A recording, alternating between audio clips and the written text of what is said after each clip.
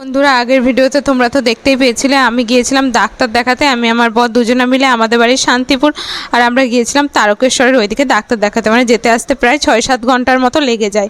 তো এই সবেমাত্র বাড়ি আসলাম।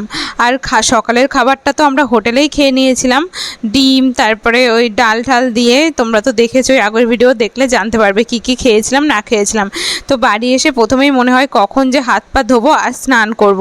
তো দেখো স্নান টান করে নিয়েছি, আর কিছু জামা কাপড় কাচা ছিল আর যেগুলো পরে গিয়েছিলাম সেগুলোও কেচে কুচে এখন চলে এসেছি ছাদে মেলে দিতে। আর আজকের ওয়েদারটা ভীষণ ভালো ছিল।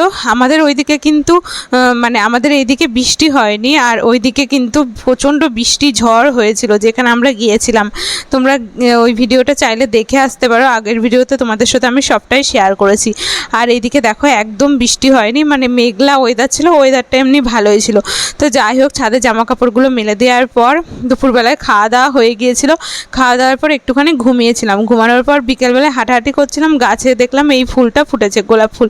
তো এসে বরকে দিয়েছিলাম, একদম ছোট্ট কিউট একটা গোলাপ ফুল ফুটেছিল। তো বর বললো আমাকে সন্ধ্যাবেলায় রেডি হতে। আজকে রবিবার, ওর দোকানও বন্ধ, তাই ও বললো চলো দুজনে মিলে বেরোই, অনেক দিন তো বেরোই না।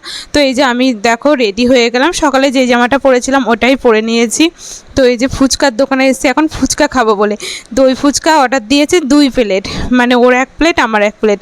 তো এই দেখো দই ফুচকা চলে এসেছে। আর দই ফুচকা খেতে তো আমার দারুণ লাগে। কার কার দেখে লোভ লাগছে তোমাদের কমেন্ট করে জানাবে। আমার বরেরও কিন্তু খুব ভালো লাগে, আমারও ভালো লাগে। তো এই যে আমরা দুজনের জন্য দুটো নিয়ে নিয়েছি। 6টা করে ছিল এক একটা প্লেটে। তো খেয়ে দিয়ে এখন বাড়ি আসলাম। বাড়ি আসার পথে দেখো এখানে আবার মানে ওই ট্রেন যাচ্ছে, তো ওখানে আবার অনেকক্ষণ দাঁড়াতে হলো। তারপরে দেখো বাড়ি চলে এসেছি।